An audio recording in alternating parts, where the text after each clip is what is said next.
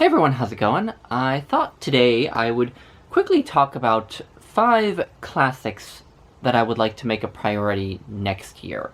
Something I realized about my reading year in 2021, as I was looking back on what I've read this year, is that I read, I think, 0 classics from Greece and Rome. I read other classics from throughout history, but I didn't read any classics from Greece and Rome. And that is really odd, because I love the classics of Greece and Rome, and I just want to make a point of making sure that I actually continue to pursue that love next year. And so I wanted to make a video about 5 classics from Greece and Rome that I want to make a priority next year. So I will run them down with you very quickly.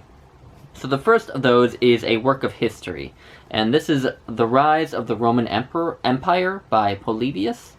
This is what the title suggests it's about, but Polybius is one of the primary sources on Roman history, and what's interesting about Polybius is that he was also a source for Livy, when Livy wrote his history of Rome later. And in 2020, way back in 2020, I read Livy's history of the Second Peloponnesian War, which drew a lot on Polybius.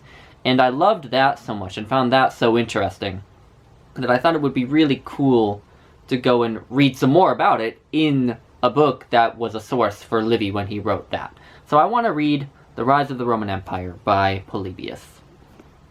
The second one is a memoir of sorts, but also kind of a work of history. And this is The Civil War by Julius Caesar. His personal account of the civil war that he fought to gain supremacy over the Roman Empire, or the Roman Republic as it was at the time, which became the Roman Empire after his death.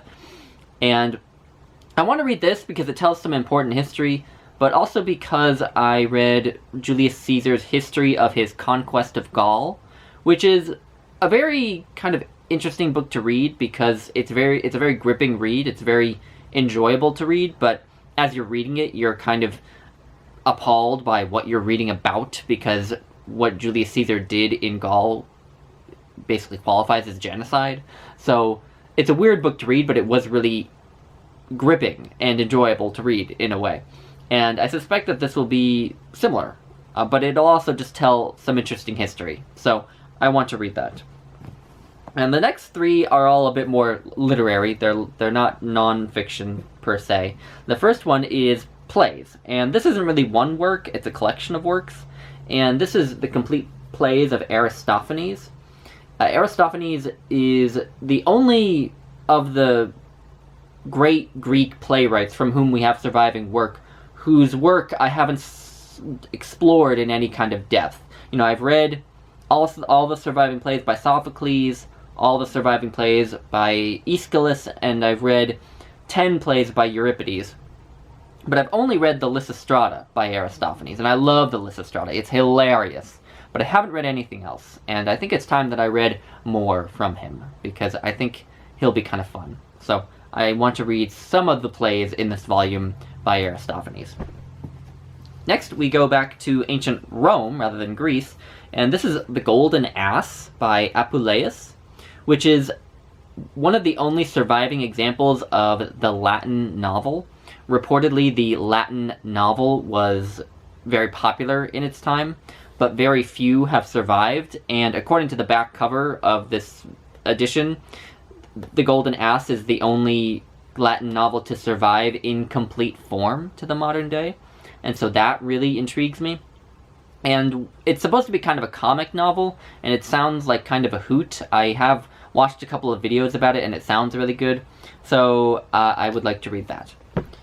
And then lastly is probably the most substantial one, because it's a volume of poetry, and it's rather big. And the book is this, Poems from Exile, or Poems of Exile, by Ovid, which are all poems that he wrote from what I believe we would now call the Crimea.